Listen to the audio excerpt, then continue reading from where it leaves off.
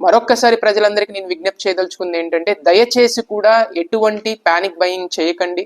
And కావాల్సిన దానికన్నా అన్నెసెసరీగా ఎక్కువ తీసుకోవడం వల్లే ఈ ఆర్టిఫిషియల్ గా మనకి షార్టేజ్ వచ్చింది తప్ప అదర్వైజ్ అబ్సల్యూట్ గా మనకి ఎక్కడ కూడా షార్టేజ్ లేదు. మళ్ళీ ఇంకొకసారి నేను చెప్తా ఉన్నాను, మనకి ఎక్కడ అదర్వైజ్ పెట్రోల్ కానీ డీజిల్ కానీ షార్టేజ్ లేదు.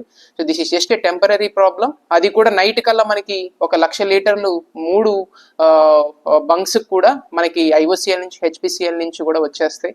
సో ఈ సిచ్యువేషన్ మొత్తాన్ని మనం డిస్ట్రిక్ట్ కలెక్టర్ ఆఫీస్ నుంచి మినిట్ టు మినిట్ కూడా మానిటర్ చేస్తూ ఉన్నాం. కానీ ఎవరికి ఎటువంటి అసౌకర్యం కలగకుండా ప్రతి ఒక్కరికి కూడా పెట్రోల్ డీజిల్ సమకూర్చే విధంగా జిల్లా యంత్రాంగం కృషి చేస్తా ఉందని చెప్పి నేను అందరికీ తెలియజేస్తా ఉన్నాను. ఇప్పుడు కూడా ప్రెసెంట్ కూడా మన జిల్లాలో 74,000 లీటర్ల పెట్రోల్ ఉంది, అలాగే 90,000 లీటర్ల డీజిల్ ఉంది.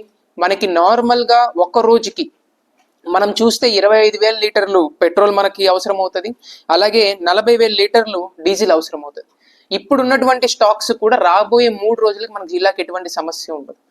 బట్ దీనికి అదనంగా మనం ఇంకొక 1,00,000 లీటర్లు కూడా తెచ్చుకుంటున్నాం కాబట్టి ఎటువంటి భయాందోళనకి గురవ్వాల్సిన అవసరం లేదని చెప్పి నేను ప్రజలందరికీ కూడా తెలియజేస్తా ఉన్నాను.